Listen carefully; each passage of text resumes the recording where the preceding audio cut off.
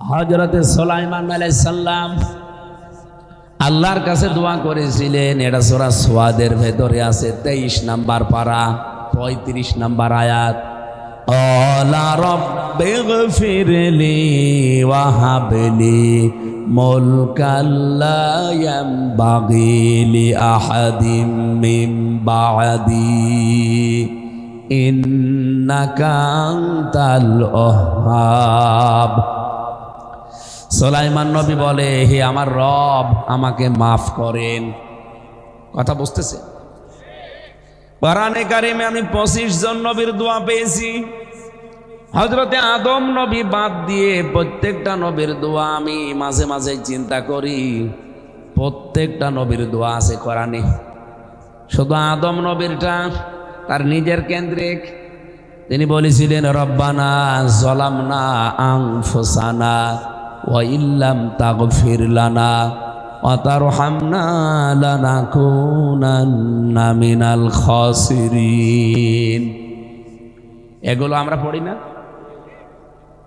নবীজি বলেন, কোন আদম সন্তান যদি মন থেকে এই দোয়াটা পড়তে পারে, এই আয়াতটা, আল্লাহ তাকে আদম নবীর মতো মাফ করে দেবে। জবান খুলে আমরা আদমের সন্তানরা এবার পড়েন, রব্বানা যালামনা আনফুসানা ওয়া ইল্লাম তাগফির লানা ওয়া তারহামনা লানাকুনান্না মিনাল খাসিরিন। আমার মনে হয় পড়তে পড়তে এত পরিচিত হয়ে গেছে আয়াতটা, এখন অনেকের কাছে বাংলা মনে হয়। সুতরাং এটা আমার দরকার নেই। বাকি 24 জন নবীর দোয়া আমি একটা একটা করে বলবো। সুলাইমান নবী দোয়া করছেন, আল্লাহ আমাকে মাফ করে দেন, আমাকে এমন একটা রাজ ক্ষমতা দান করেন যে আমার পরে আর কাউকে দেবেন না। এই এদিকে তাকান। বলেন, সুলাইমান নবী যে বললেন, আল্লাহ আমাকে মাফ করেন, ওয়াহাবলি মিন লাদুনকা ওয়াহাবলি মুলকাল লা ইয়ানবাগি লি আহাদিম মিন বা'দি, আমাকে একটা রাজ ক্ষমতা দান করেন যা আমার পরে আপনি আর কাউকে দুনিয়ায় দেবেন না। নিশ্চয় আপনি মহাদাতা। বাংলা অর্থ বললাম। এবার আসেন তো একটু ব্যাখ্যার দিকে যাই। আমার এই মাথার ভেতরে যতগুলো তাফসীরের বাণী আমি এখানে আত্মস্থ করেছি, প্রায় 42টার উপরে আমি দেখেছি আয়াতের সাথে মিলিয়ে মিলিয়ে। এদিকে তাকাবেন ভাই, এটা ক্লাস চলছে। ক্লাসে কি এরকম ওদিকে দিকে তাকান নাকি? এদিকে তাকিয়ে থাকে। সুলাইমান নবী যে দোয়া করেছিলেন আল্লাহর কাছে, রাজ ক্ষমতা দাও, উনি কি দুনিয়া ভোগ করার জন্য চেয়েছিলেন? কথা বলা লাগবে। টাকা পয়সার মালিক হওয়ার জন্য চেয়েছিলেন? বেশি বেশি বিয়ে করবেন এই জন্যে? কিসের জন্যে? না না, উনি চেয়েছিলেন যে আমিও মানুষকে দাওয়াত দেই, ফতোয়া দেই আল্লাহর বিধান মতো, কিন্তু এগুলো কার্যকর করতে পারি না। এগুলো কার্যকর করার জন্য রাষ্ট্র লাগবে, ক্ষমতা লাগবে। সারা জীবন যদি আমি চুরির বিরুদ্ধে ওয়াজ করি, কিয়ামত পর্যন্ত যদি হায়াত পাই, কিয়ামত পর্যন্ত বাংলাদেশে চুরির বিরুদ্ধে ওয়াজ করলে হাত কাটা সম্ভব না, যতদিন ক্ষমতা আল্লাহ আমাদের হাতে না দেবে। আমাদের নবীর দোয়া দেখেন, সূরা বানী ইসরাঈলের 80 নাম্বার আয়াত।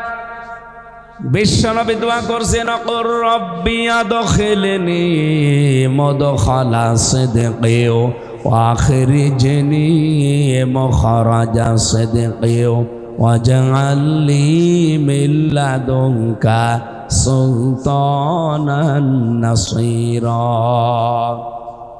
আমার মনে হয় এই আয়াতগুলো যদি কেউ বিবেক একটু খাটায়, এই পৃথিবীতে তার হেদায়েত পাওয়া সম্ভব। আমি আশা করব আপনার বিবেকটা আপনি কাজে লাগাবেন। এবার আমাদের নবী 3টা দোয়া করলেন এই আয়াতে। এই দোয়াগুলো তাকে শিখিয়েছে আমির হামজা। কে বলেন তো? দোয়া কবুল করবেন কে?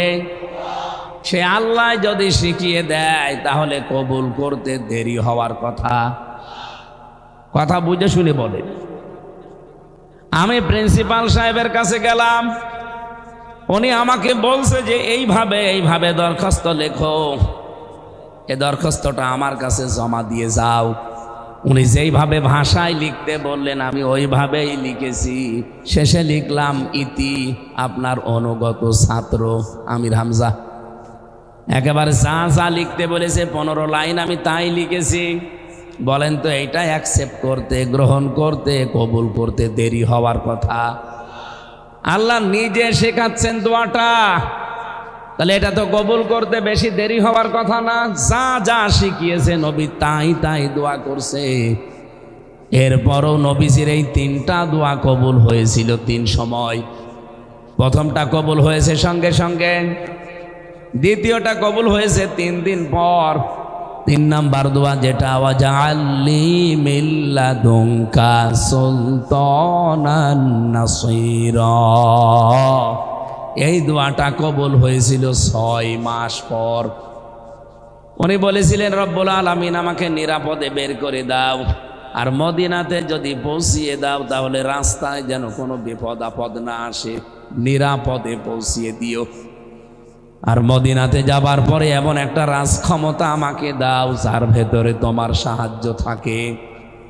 ও ঢাকাবাসী, জ্ঞানী মানুষ আপনারা রাজধানীতে বাস করেন, বলেন তো নবীজি যে ক্ষমতা চাইলেন আল্লাহর কাছে, আল্লাহর শেখানো দোয়া, উনি কি দুনিয়া ভোগ করার জন্য চেয়েছিলেন?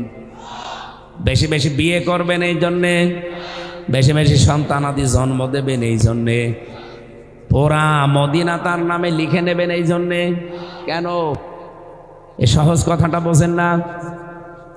আল্লাহ পাক বলেন ইন্না আনজালনা আলাইকাল কিতাবা বিল হক লিতাহকুমা বাইনান নাসি বিমা আরাকাল্লাহ ওয়ালা তাকুল লিল খায়িনিনা খসীমা। সূরা নিসা 5 নাম্বার পারা, এটা 14 নাম্বার পৃষ্ঠায় আছে। 15 নম্বর লাইনে 105 নাম্বার আয়াতে পাবেন। আল্লাহ বলছেন হে নবী, আপনাকে আমি এই কিতাবটা সত্য সহকারে দিয়েছি। কি করবেন? শুধু চুমা খাবেন আর তাকের উপরে রেখে দেবেন। লিতাহকুমা বাইনান নাস, যেন আপনি বিচার করতে পারেন মানুষের ভেতরে এই কোরআন দিয়ে। কিভাবে? বিমা আরাকাল্লাহ, যেভাবে আল্লাহ আপনাকে দেখিয়েছেন। তাহলে বিচার ব্যবস্থায় যে নিয়ম নীতিগুলো কোরআনে আছে এগুলো দেখিয়েছে কে? যেমন চুরি করলে হাত কেটে দাও, জেনা করলে সঙ্গে সার করো, ডাকাতি করলে বিপরীত দিক থেকে অঙ্গ কেটে দাও। এই যে বিধানগুলো, এগুলোকে আমার বানানো না, আল্লাহ দিয়েছেন এবং দেখিয়েছেন। আল্লাহ বলেন শুধু আমি দেখাইনি, আমি দিয়েছি এবং দেখিয়েছি। কিভাবে কিভাবে করা লাগবে আল্লাহ সব জিবরাইলকে দিয়ে দুনিয়ায় দেখিয়ে দিয়েছেন। ওয়ালা তাকুল লিল খায়িনিনা খসীমা, হে নবী আপনি বিশ্বাসঘাতকদের অনুসরণ করবেন না। সুতরাং কোরআনের বিচার ব্যবস্থা যারা চায় না, আল্লাহর কসম এই আয়াত অনুযায়ী তারা আল্লাহর কাছে বিশ্বাসঘাতক। শব্দটা শুনলে যেমন কেমন মনে হচ্ছে? বিশ্বাস। আরো জোরে বলেন। আমার প্রশ্ন আমার মনে হয় জবাব পেয়ে গেছেন যে নবীরাই যে 24 জন নবী একাধারে দোয়া করছে, আল্লাহ আমাকে রাজ ক্ষমতা দাও। এক একজনের দোয়ার এক এক রকম নিয়ম নীতি ছিল, কিন্তু সব দোয়ার সামারাইজ এইটাই যে রাষ্ট্র ক্ষমতা আমি চাই, তোমার বিধান যেগুলো দেখে দেখে চলার কথা ওইভাবে চলতে চাই। 54 বছরে কোরআনের কোন বিধান দেখে আপনি এদেশে চলতে পেরেছেন বলেন তো? একটাও না। আপনার বিবেকে কি কোনোদিন একটু চিন্তা আসে না যে বিমা আরাকাল্লাহ দিলেন আল্লাহ, যে আমি আল্লাহ যেভাবে তোমাকে দেখিয়েছি ওইভাবে তুমি কোরআন দিয়ে বিচার করবা? এটা আজ নেই। এই জন্য আমির হামজা 3 বছর বিনা কারণে জেলে ছিল। সালাউদ্দিন বাবু এই কারণে জেলে ছিল। আফজাল সাহেব এই কারণে জেলে ছিল। যদি কোরআনের বিচার ব্যবস্থা সেই 71 সালে আমরা এদেশে কায়েম করে দিতে পারতাম, আমি তো বিশ্বাস করি আমার 3 বছর না 3 দিনও জেলে থাকার কথা না। এবার একটু অন্য সাইডের কথা বলবো 2 মিনিট। এটা সূরা আনআমের ভেতরে আছে 33 নাম্বার আয়াত। হ্যাঁ, কোরআন হাদিসের বাইরে যাবে না। হ্যাঁ, কারো লাগলে মনে করতে হবে দোষ তার ভেতরে আছে। আখনাস ইবনে শুরাইক, এই লোকটা একদিন আবু জেহেলকে ডাক দিয়ে বলছে, নেতা মোহাম্মদ আব্দুল্লাহর বেটা যা বলে এ কথাগুলো কেমন? আবু জেহেল বলছে 100% সত্য কথা। ওই দিন আবু জেহেল একটা বাক্য বলেছিল, বলবো? বলে আবু জেহেল ওই দিন আখনাসকে শুনিয়েছে, লাইসা হাযা কালামুল বাশার। আমার মনে হয় এটা যদি আমি সুর দিলে তেলাওয়াত করি অনেকেই মনে করবে হুজুর কোরআন পড়ছে। লাইসা হাযা কালামুল বাশার, মনে আছে না কোরআন শরীফ? আবু জেহেলের কথা। আবু জেহেল বলেছে এটা মানুষের কথা না, এটা আসমানের আওয়াজ। মোহাম্মদ যা বলে সব সত্য কথা। আখনাস ওই দিন বলছে, নেতা কি বলেন? বলে হ্যাঁ, আশপাশে কেউ নেই তো? বলছে না। আপনি নিজেই বলছেন সব সত্য কথা, আপনি মানেন না কেন? ওই দিন আবু জেহেল বলেছিল এই কারণেই তুই কর্মী আর আমি নেতা। ওর কথা যদি আমি সব মেনেই নেই তে আমার চেয়ার থাকে। আমার যে চেয়ার, এ তো চেয়ার না, এ তো অবৈধ চেয়ার। আমি এদিক ওদিক করে টিকি আছি, জনগণকেও বুঝতে দেই না। এই জন্যই তো কোরআন আমি জনগণকে শুনতে দেই না। আবু জেহেল কোরআনের বিরুদ্ধে সংসদে দারুণ আইনও পাশ করেছিল। কোরআনের বিরুদ্ধে যারা আইন পাশ করে, কোরআন শুনতে দেবে না, বিভিন্ন লাইন করে, বুঝতে হবে এরা আবু জেহেলের আত্মীয় স্বজন। আমার মনে হয় আয়াতটা, এই যে সূরা আনআম 7 নাম্বার পারা 10 নাম্বার পৃষ্ঠা 11 নাম্বার লাইনে 33-34 নাম্বার আয়াতে আছে। ওই দিন আল্লাহ পাক নবীকে এই কথা জানিয়েছেন, কদ না'লামু ইন্নাহু লা ইয়াহযুনুকাল্লাযী ইয়াকুলুনা ফাইন্নাহুম লা ইউকাযযিবুনাকা ওয়ালাকিন্নাজ যালিমিনা বিআয়াতিল্লাহি ইয়াজহাদুন। হে নবী, আমি অবশ্যই জানি ওরা যা বলে এতে আপনার কষ্ট হয়। ওরা আপনাকে যে সমস্ত নাম দিয়েছে, জাদুকর বলে, আপনাকে পাগল বলে, কবি বলে, গণক বলে, আপনার কষ্ট হয় আমি জানি। কিন্তু দেখেন কোনদিন ওরা আপনাকে মিথ্যাবাদী বলতে পারে না। ফাইন্নাহুম লা ইউকাযযিবুনাকা, ওরা কিন্তু আপনাকে মিথ্যাবাদী আজ প্রমাণ করতে পারেনি। ওয়ালাকিন্নাজ যালিমিনা বিআয়াতিল্লাহি ইয়াজহাদুন, বরঞ্চ যারা জালেম তারা আল্লাহর আয়াতকে অস্বীকার করছে, করবে। ইয়াজহাদুন এটা মোজারে, বর্তমান, ভবিষ্যৎ, প্রেজেন্ট, ফিউচার। আল্লাহ ইয়াজহাদুন বহু বচন দিয়েছেন কেন? কিয়ামত পর্যন্ত এরকম বহু অস্বীকারী আসবে। এখন যেমন আছে, এই আয়াত যতদিন থাকবে ততদিন দুনিয়াতে এই শ্রেণীর মানুষ আসবে। ওরা জেনে শুনে বুঝে নবীদের যেমন বিরোধিতা করেছে, নবীর আলেমদেরও বিরোধিতা করবে। খুব ভালো করে তারা জানে আমির হামজা জীবনেও বানিয়ে কথা বলতে পারবে না, কারণ এই কোরআনের ভেতরে বানিয়ে কথা বলার কোনো সম্ভাবনা। লা ইয়াতিহিল বাতিলু মিন বাইনি ইয়াদাইহি ওয়ালা মিন খালফিহি তানজিলুম মিন হাকিমিন হামিদ। এমন ভাবে কোরআন আমি আল্লাহ বানিয়েছি, এর ডান থেকে বাম থেকে উপর থেকে নিচ থেকে কোনো বাতিল প্রবেশ করার কোনো অধিকার নেই। করলে আল্লাহ ধরিয়ে দেবে। এই যে আবুল সরকারকে ধরিয়ে দিয়েছে, শয়তান আয়াত পড়ছে, কুল আউযু বিরাব্বিন নাস, আল্লাহ নাচতে বলেছে। জীবনেও কেউ কিছু দিয়ে আপনি টিকে থাকতে পারবেন না, যেভাবে হোক ধরা পড়ে যাবেন। এর আগে একবার হাসিনা বলেছিল লাকুম দীনুকুম ওয়ালিয়া দীন, রাহুল বুখারী, ধরা খেয়ে গেছে। এত বড় বড় মহারাজারাই পারে নাই, আর আমি তো ছোট মানুষ। আপনিও বিশ্বাস করেন আমির হামজা জীবনেও কোরআনে কোনো কথা ঢোকানো সম্ভব না, কারণ এটার গ্যারান্টি দিয়েছেন কে? এর পরেও দেখবেন অনেক মানুষ উঠে চলে যাবে, মানতে চাবে না। তারা জানে যে এগুলো মানতে গেলে আমার দলই থাকে না। আমি আপনার শত্রু না। আল্লাহর কসম, কোরআনে কারিমে যেগুলো যেভাবে পড়েছি আমার মাথায় যা আছে আমি ওইভাবে ডেলিভারি দেব। আজকে খুব গুরুত্বপূর্ণ পয়েন্ট আছে।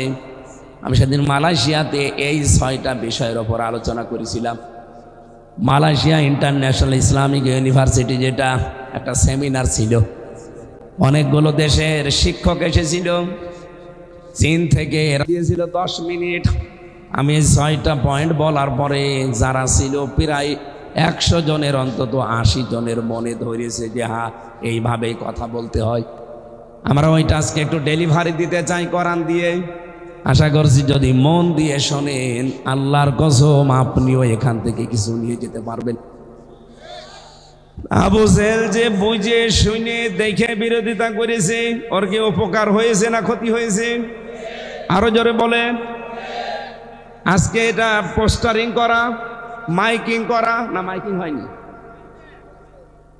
4-5 দিন ধরে মাইকিং করছে এলাকায়, পোস্টারিং করে সে ফেলেছে এলাকা, ফেসবুকে দিয়েছে, ইন্টারনেটে চলছে।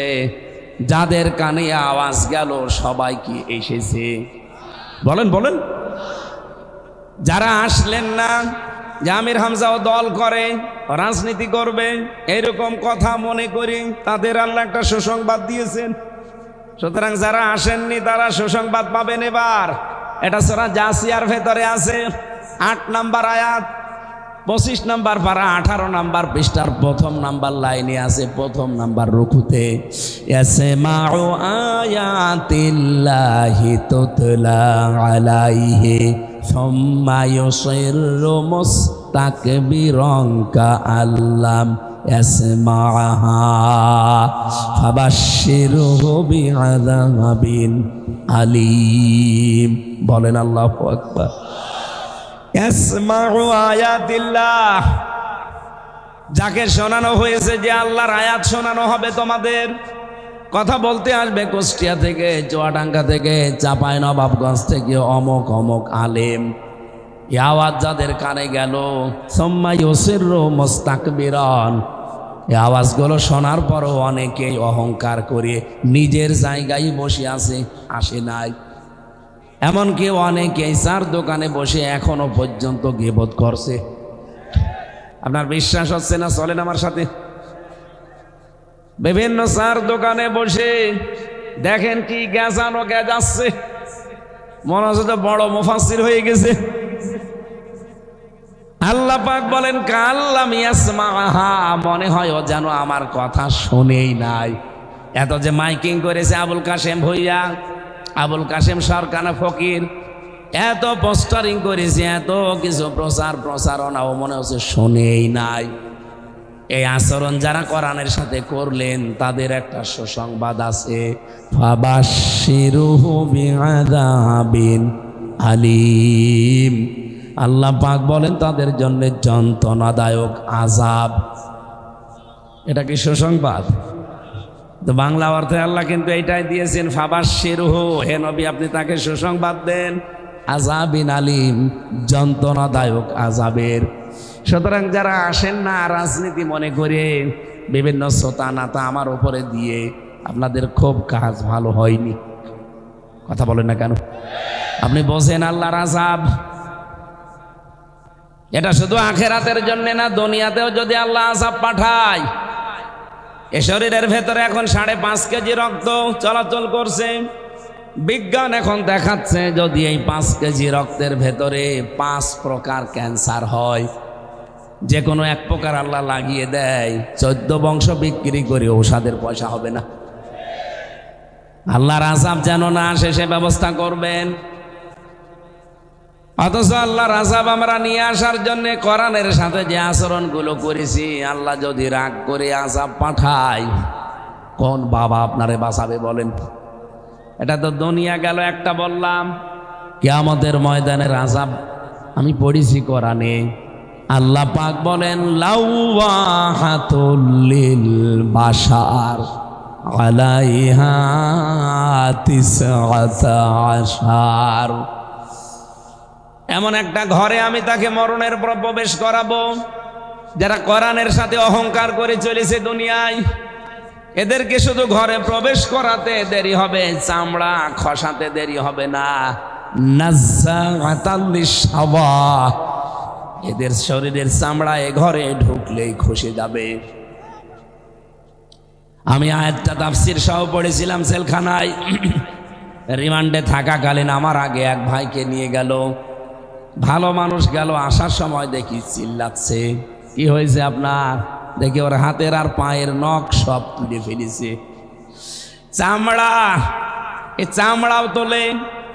আমাকে মেশিনগুলো দেখিয়েছিল কিন্তু আমার তোলেনি, আমার আগে তুলেছিল একজনকে। এভাবে চাপ দিয়ে ধরবে, প্লাস দিয়ে টান দিতে দিতে যখন বড় হয়ে যাবে এত জোরে টান দেয় চামড়া ফট করে উঠে আসবে। শুধু উঠে আসবে না, ওর উপরে তখন লবণ ছিটিয়ে দেয়। চট্টগ্রামে বাড়ি ওনার, আমার পাশের রুমে ছিল, আমি দেখেছি।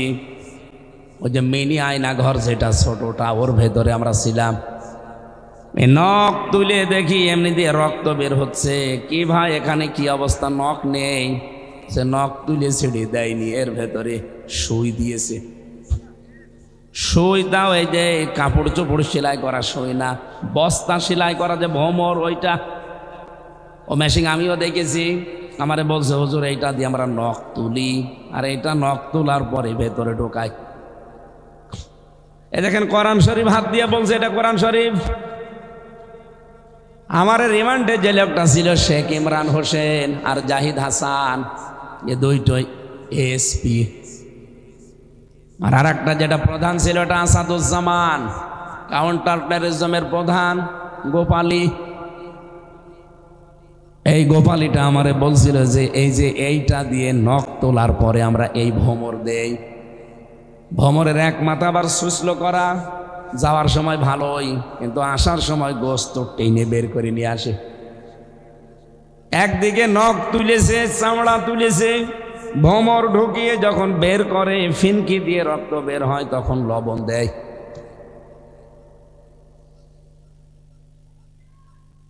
এমনি এমনি এভাবে হয়ে যায়নি শরীরটা।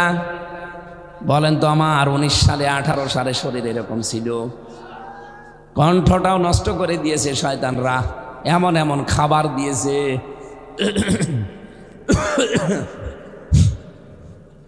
আমি কেন বললাম এ কথা? এই যে নাজ্জাআতাল লিশাওয়া, এটা সূরা মারেজের ভেতরে আছে, 18 নম্বর আয়াত। এই আয়াতের তাফসীর পড়তে গিয়ে দেখেছি এই ঘরের ভেতরে আল্লাহ প্রবেশ করালে সঙ্গে সঙ্গে চামড়া উঠে যাবে।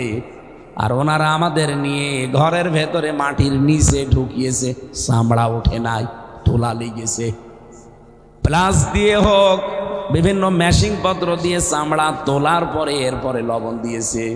আল্লাহ বলেন এমন ঘর বানিয়েছি, প্লাস লাগবে না, শুধু ঢুকবি সঙ্গে সঙ্গে চামড়া সব উঠে যাবে। এটা আযাবের প্রথম ধরন। দ্বিতীয়টা কি? এই বুক চিরে ফেলবে, বাম হাত বুকের ভেতরে দেবে, পেছন দিক থেকে টেনে বের করবে। আপনার জীবনের যে কর্মকাণ্ড আছে, আমল নামা বলে, ওইটা হাতের ওপরে দেবে। সামনে থেকে 19 জন ফেরেশতাকে আল্লাহ ফিট করে রাখবে। এই 19 জন ফেরেশতা ধরে টান দেবে। একদিকে পেছনে হাত দেওয়া, তাও বুকের ভেতর দিয়ে। 2 নম্বরে পেছনে ওর ওপরে আবার বই দেওয়া, আমল নামা। আসতে তো চাইবে না, বেঁধে যাবে। এত জোরে হ্যাঁচকা টান মারবে, বুকের হাড় গোড় সব ভাঙতে ভাঙতে চলে আসবে।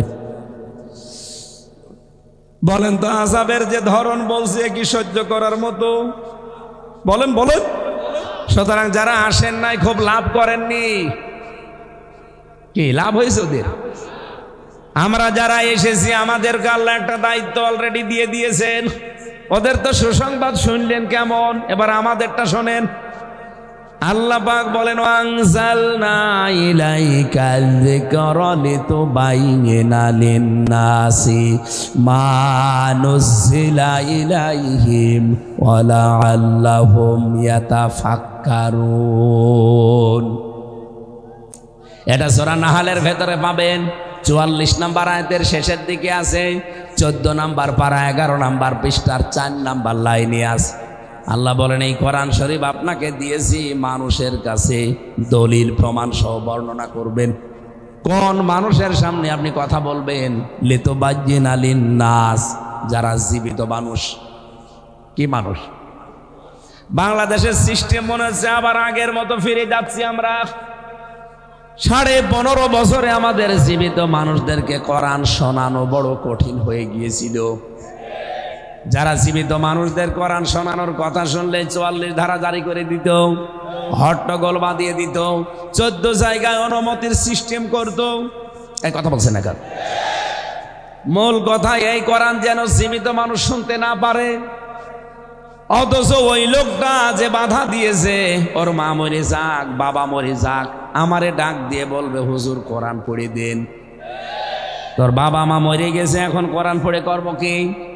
জীবিত থাকতে পড়লে কাজ হতো। কথা বলেন না কেন? আমার মনে হয় সিস্টেম আবার বাংলাদেশে অনেকে ঘুরিয়ে নেওয়ার চেষ্টা চালাচ্ছে। গান হয় 7 দিন ধরে, কোনো অসুবিধা নেই। বই মেলার নাম দিয়েছে, বই নেই। বৃক্ষ মেলার নাম দিয়েছে, বৃক্ষ নেই। শিশু মেলার নাম দিয়েছে, শিশু নেই। শুধু শিশুর খালারা আর মামারা। তাও বুড়ো খালা বুড়ো মামা না, সব এই বয়সী খালা মামা। শিশু মেলা নাম সব খালারা মামারা এসেছে, খালি অ্যাক্সিডেন্ট করে। কথা বলছে না কেন?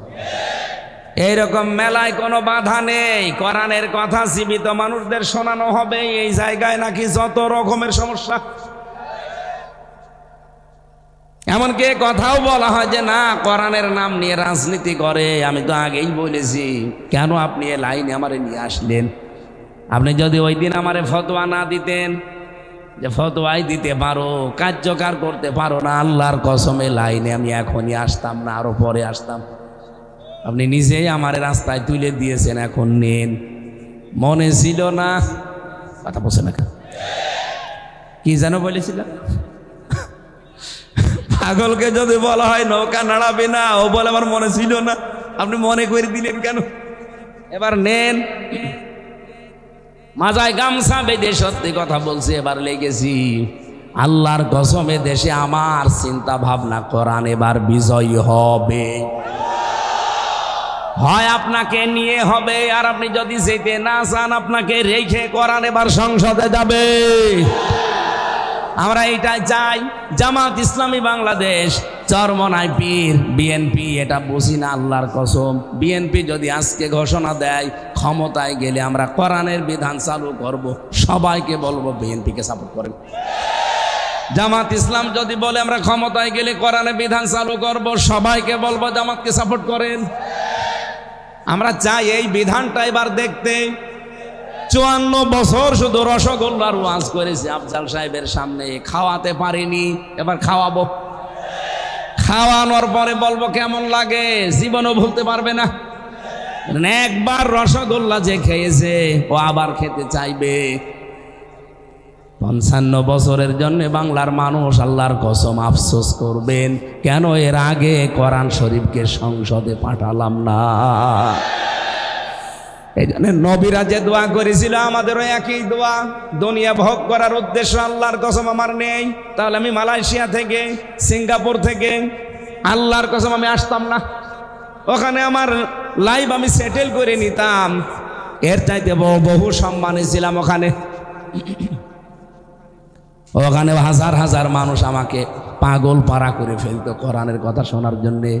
আর অর্থনৈতিক টাকা পয়সা তো পায়ের কাছে নিয়ে ফেলে রাখতো। আমার সাথে হোসাইন ছিল, জিজ্ঞাসা করে দেখেন, এখানে আপনারা 10টা মাহফিল করলে যে টাকা দেন, ওরা একটাই তাই দিত।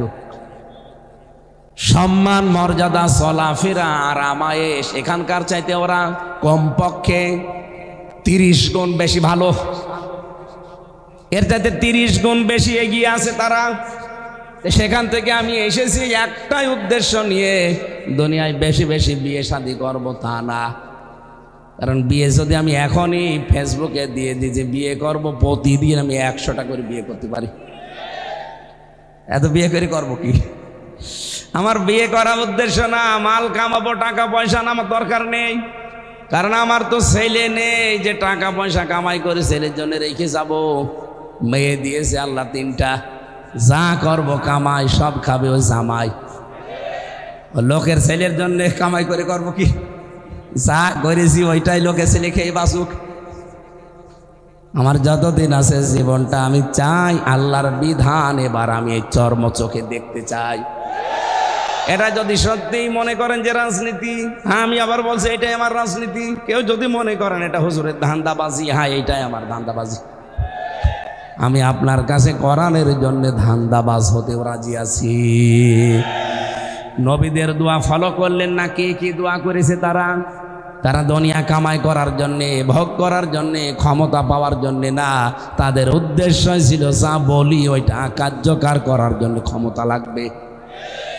আশা করছি আপনি বুঝেছেন। এরপরও যদি না বোঝার ভান করে থাকেন, আল্লাহর কসম হয় আপনি আবু জেহেল নাই তার ভাইরা ভাই।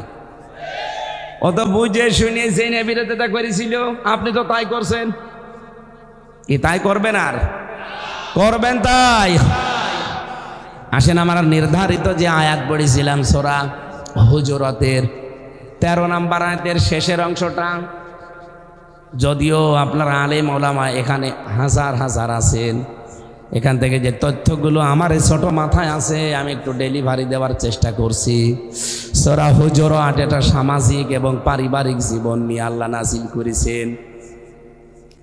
রব্বুল আলামিন আমার তেলাওয়াত কিন্তু আয়াতে যেটা জানিয়েছেন শোনেন, ইন্না আকরামাকুম ইনদাল্লাহি আতকাকুম ইন্নাল্লাহা আলিমুন খাবীর। আল্লাহ পাক বলেন পৃথিবীতে সবচাইতে বেশি সম্মান আমি আল্লাহর কাছে তোমাদের ভেতরে সেই লোকটার যার ভেতরে আমি আল্লাহর ভয় বেশি। তার মানে আল্লাহকে যারা সবচাইতে বেশি ভয় করতে পারবে তাদের সম্মান মর্যাদা আল্লাহর কাছে তত বেশি। কথা বলেন ঠিক কিনা? এই শব্দটা এত মারাত্মক শব্দ। এই এদিকে তাকান। এই পৃথিবীতে কোরআনে কারিমের ভেতরে পেয়েছি আল্লাহ রাব্বুল আলামিন বিশ্ব নবীকে প্রথমে আদেশটা দিয়েছিলেন কোরআনে। সূরা আহজাবের 1 নম্বর আয়াতে পাবেন, ইয়া আইয়ুহান নাবিয়্যুত্তাকিল্লাহ, হে নবী আপনি আল্লাহকে ভয় করেন। নবীজির পরে আল্লাহ তামাম পৃথিবীর সব মানুষকে ডাক দিয়ে একই কথা দিয়েছেন। সূরা নিসার 1 নম্বর আয়াতে আছে, ইয়া আইয়ুহান নাস তাকু রব্বাকুম, হে মানব মণ্ডলী তোমরা তোমাদের রবকে ভয় করো। এরপরে আমি পেয়েছি তামাম পৃথিবীতে আল্লাহ যত উম্মত পাঠিয়েছিলেন এর আগে প্রত্যেকটা উম্মতকে আল্লাহ একই আদেশ দিয়েছেন, ওয়ালাকাদ ওয়াসাইনাল্লাযীনা উতুল কিতাবা মিন ক্বাবলিকুম ওয়া ইয়্যাকুম আনিত্তাকুল্লাহ। সূরা নিসার 131 নম্বর আয়াতের মাঝের অংশে পাবেন তামাম পৃথিবীতে যত মানুষ আমাদের আগে বিদায় নিয়েছে প্রত্যেকের ওপরে এই নির্দেশ ছিল যে আল্লাহকে ভয় করো। এরপরে মহান আল্লাহ এই পৃথিবীতে যারা ঈমানদার তাদেরকে আল্লাহ ডাক দিয়ে বললেন তোমাদেরকেও আদেশ দিলাম, ইয়া আইয়ুহাল্লাযীনা আমানুত্তাকুল্লাহা ওয়াল তানজুর নাফসুম মা কদ্দামাত লিগাদ ওয়াত্তাকুল্লাহা ইন্নাল্লাহা খাবীরুম বিমা তা'মালুন। সূরা হাশরের 18 নম্বর আয়াতে আছে, এ ঈমানদারেরা আল্লাহকে ভয় করো। আর প্রতিটি মানুষের উচিত আগামী দিনের জন্য তার প্রস্তুতি কতটুকু আছে সে যেন একটু চিন্তা ভাবনা করে দেখে। আফজাল সাহেব মাত্র আর 20 বছর নয় দুনিয়ায় বাঁচবেন। মনে করেন ওনার 50-55 বছর হয়ে গেছে, আর 20 বছর দুনিয়ায় বাঁচার জন্যে কত কিছুর আয়োজন দুনিয়ায় করা শেষ, আরো করবে। অথচ চোখ বন্ধ হওয়ার পরে এই 70-80 বছরের জীবন না, বন্ধ হওয়ার পরে যে শুরু হবে কোনো দিন ওই জীবন আর শেষ হবে না। আল্লাহ এই জন্য আল তানজুর নাফসুম মা কদ্দামাত লিগাদ দিয়েছেন। নাজারা ইয়ানজুর মানে গবেষণা করে দেখা, আর র মানে দেখা। এমনিতে যা দেখি এইটার নাম র। আল্লাহ বলেন গবেষণা করে প্রতিটি মানুষের উচিত দেখা যে আগামীকাল যে আমার শুরু হচ্ছে জীবন, যেটা শুরু হয়ে গেলে আর শেষ হবে না। এটা তো শুরু হয়েছে, শেষ হবে, কিন্তু এরপরে যেটা শুরু হবে শেষ। আরো জোরে বলেন, কতদিন শেষ হবে না? এদিকে তাকান। নবীজি বলেন তামাম পৃথিবীকেও যদি সরিষা দিয়ে ভরে দেয়, 70 বছর পরে একটা কবুতর, একটা পাখি এসে যদি সরিষার একটা করে দানা নিয়ে অন্য কোনো জায়গায় ফেলে আসে, আবার আসে 70 বছর পর, আবার ফেলে আসে, আবার 70 বছর পর, তামাম পৃথিবী ভর্তি সরিষা হয়তো একদিন শেষ হয়ে গেলেও যেতে পারে, কিন্তু মরণের পরে আফজাল এবং হামজার যে জীবন শুরু হচ্ছে কোনো দিন শেষ হবে না। কি জীবন পড়ে আছে বলেন তো? আমার তো মাঝে মাঝে একা থাকলে দুনিয়াদারি আর কিচ্ছু ভালো লাগে না, যে কি করছি। 70-80 বছরের জন্য এত কিছু যদি আমার মগজে থাকে, চোখ বন্ধ হওয়ার পরে আমার একা না, প্রত্যেকের এই জীবন আসতেছে। আরো জোরে বলেন, কোন প্রস্তুতি আছে আপনার জীবনে? কোনোদিন একটা লম্বা সেজদা দিয়েছেন? আপনি কি বলতে পারবেন যে আমার 1 ঘন্টা 1.5 ঘন্টার একটা সেজদা আছে যেটা আল্লাহকে আমি দেখাবো? পারবেন না। আমি দেখেছি বহু মানুষ জেলখানাতে 1-1.5 ঘন্টা সেজদায় পড়ে আছে। এই মানুষগুলোকে দুনিয়ার দিকে তাকিয়ে দেখেছিল, দুনিয়াকে বিক্রি করে দিয়েছে। 1-1.5 ঘন্টা সেজদায় পড়ে কি বলে সে জানে, আর তার আল্লাহ জানে। কিয়ামতের দিন এই লোকটাও দাঁড়াবে, হামজাও দাঁড়াবে। আমার তো এরকম গোপনে কিছু করা আল্লাহর কাছে দেখানোর মতো নেই, উনি দেখাতে পারবে। ও ভাইরা, আমি আমার ইমান থেকে বলছি, এখনই সংশোধন হওয়ার সময়। কেউ কারো না, পৃথিবীতে যত মানুষ আপনার আত্মীয় স্বজন যত রকমের আছে, পৃথিবীর জমিন শেষ করার পরে সবার সাথে একদিন দেখা হবে, কিন্তু কেউ আপনার পরিচয় দেবে না। প্রথমে আমি পেয়েছি ভাইয়ের নাম, মায়ের নাম, বাবার নাম, স্ত্রীর নাম, সন্তানের নাম, বন্ধুর নাম, এরপরে নেতা যারা নেত্রী আছে এদের নাম। এই মানুষগুলো কিয়ামতের দিন আপনার সাথে দেখা হবে, কিন্তু কেউ আপনার পরিচয় দেবে না, দেখলেই দৌড় দেবে। কিন্তু একজনের সাথে আর কোনো দিন এই দুনিয়ার জমিন শেষ করার পরে আর দেখা হবে না, তিনি হচ্ছেন আপনার বোন। কি বললাম? কথা বুঝতেছেন? সবার সাথে মরণের পরে আপনার দেখা হবে একবার, কিন্তু পরিচয় দেবে না সে, কারণ সম্পর্ক মরণের পরে সব কাট হয়ে যায়। ফাইদা নফিখা ফিস সূর ফালা আনসাবা বাইনাহুম, এই যে নসব আনসাব দিয়েছেন, কোন রকমের সম্পর্ক আল্লাহ রাখবে না। সে আত্মীয়তার সম্পর্ক হোক, দলীয় সম্পর্ক হোক, বংশগত সম্পর্ক হোক, কোনো সম্পর্ক থাকবে না, সব আল্লাহ বলেন কাট হয়ে যাবে। ইয়াউমাইযি ওয়ালা ইয়াতাসালুন, এমনকি কেউ আপনার সম্পর্কে জিজ্ঞাসাও করবে না যে হামজা কেমন আছো। কিন্তু একজনের সাথে আর কোনো দিন আপনার সাক্ষাৎ হবে না, দেখাও হবে না, সেটা আপনার বোন। আমি আয়াতের তাফসীর পড়তে গিয়ে দেখেছি বোনের সাথে যেহেতু কোনোদিন আর দেখা হবে না, এজন্য আমরা যারা জ্ঞানী মানুষ আছি, দুনিয়ায় যাদের বোন আছে, বোনের হক ফাঁকি দেবেন না। যেহেতু তার সাথে আর কোনোদিন আপনার দেখাও হবে না, সাক্ষাৎও হবে না, কথাও হবে না, এ দুনিয়ায় শেষ। কিন্তু বহু মানুষ আমরা দেখি এই পৃথিবীতে বোনের সম্পদ আত্মসাৎ করে মেরে খায় না। ঢাকায় সব নেই? বলেন বলেন। আপনি আসুন কেন? আপনার কাছে কিছু আছে? এখানে বসে থাকুন। এটা আমি বিশেষ করে পড়াটা তো করার জন্য এসেছি। এখানে নড়াচড়া করবেন, বসেন একবার। ওয়াজ যারা দেয় এরা শুনে না তো, তাহলে বিভিন্ন জিনিস দেখি বেড়ায় না। ওর কাছে কে কি চাইছে? ওর ডিস্টার্ব করা কি দরকার? এলাকায় মনে হয় ক্লাসের ভেতরে চা খায় নাকি স্যার? না, এরকম করছে কেন? আমি ক্লাস করাচ্ছি না একটা। ও ঢাকাবাসী, আমার এই ব্রেনের ভেতরে বাস্তবতা আমি যা ঢুকিয়েছি দেখেন, এই দেশে কোনো ভাই আমার যতটুকু বিশ্বাস সে জীবনে ওই আয়াত শোনার পরে আর চাইবে না যে আমার বোনকে আমি ফাঁকি দেই। কিন্তু আমরা 100 জনের প্রায় 90 জন আজ ফাঁকি দিচ্ছি, যাদের কারণে সেটা হচ্ছে আমার বউ। আমার বউর কারণে আমার বোনকে আমি ফাঁকি দিচ্ছি, তার অধিকার নষ্ট করছি। আমি জানি মেয়ে লোক এই কথা শুনলে এখনই বরদোয়া করবে যে হুজুর মরুক, মরব। আমি মরব তাও বলবো, কারণ এটা বাস্তব আছে কিনা বলেন। হাজারো বোর কারণে তার ভাইরা 100 ভাগ বোনের হক আদায় করতে আজ পারছি না। এরকম দজ্জাল বউ আছে কার? হাত তোলেন তো। ঢাকায় তো নেই, আমি আলহামদুলিল্লাহ। ওই যে একজন আছে, হ্যাঁ, ও মনে হয় বাইরের জেলা, ও ঢাকার হলে হাত তোলে। সম্মানিত মা বোনেরা, মাপ চাচ্ছি আপনাদের কাছে। আলহামদুলিল্লাহ, আপনাদের কোনো স্বামী হাত তোলে না। যে 2 জন হাত তুলেছে মনে হয় রংপুরে,